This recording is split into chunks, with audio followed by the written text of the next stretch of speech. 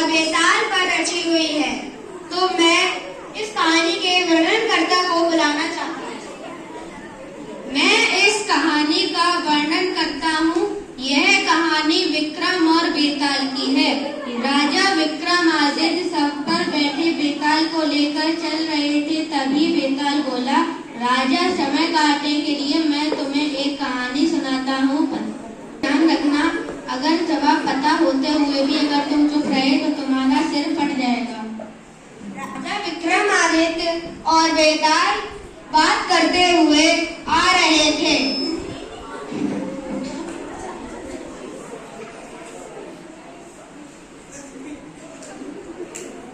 Mic दो, mic.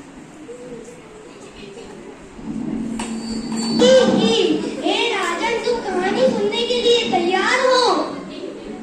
हाँ, मैं तैयार हूँ। एक नगर में एक वीर राजकुमार था। उसे एक सुंदर राजकुमारी मिली थी। राजकुमार और राजकुमारी बात करते हुए आ रहे थे। राजकुमारी, क्या तुम मुझसे विवाह करना चाहती हो? हाँ राजकुमार, मैं तुमसे विवाह करना चाहती हूँ, पर असल में मेरी एक सच्चाई है। मेरा पति एक सांप है और वह मुझे छोड़ना नहीं चाहता। क्या एक सांप? लेकिन मैं तो भी तुमसे विवाह करूंगा और तुम्हारी रक्षा करूंगा।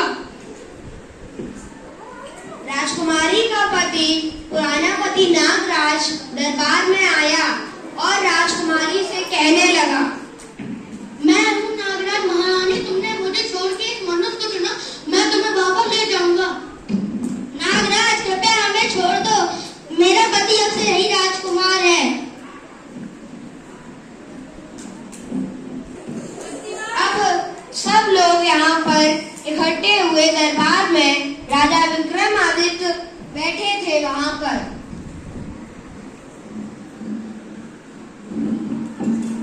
हे राजा, बताइए पति कौन है, सांप या राजकुमार?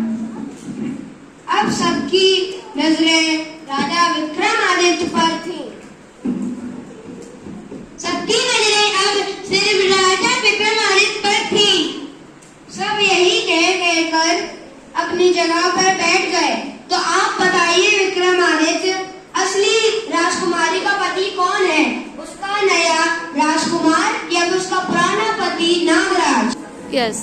असली पति राजकुमार है, क्योंकि विवाह संस्कार मनुष्य के लिए बने हैं।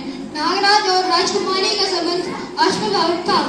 सच्चा धर्म और न्याय यही है कि राजकुमारी अपने मानव पति के साथ रहे।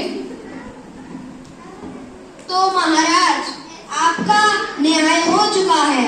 अब बेताल से पूछते हैं वो क्या कहेगा। बिल्कुल सही जवाब, पर तुमने जवाब दे दिया। अब मैं वापस चला जाऊंगा। वर्णनकर्ता हमारे फिर से बोले। इतना कहकर बेताल राजा के पीठ से कूदकर शमशान की ओर उड़ गया। Yes, start. अब बेताल भाग चुका था शमशान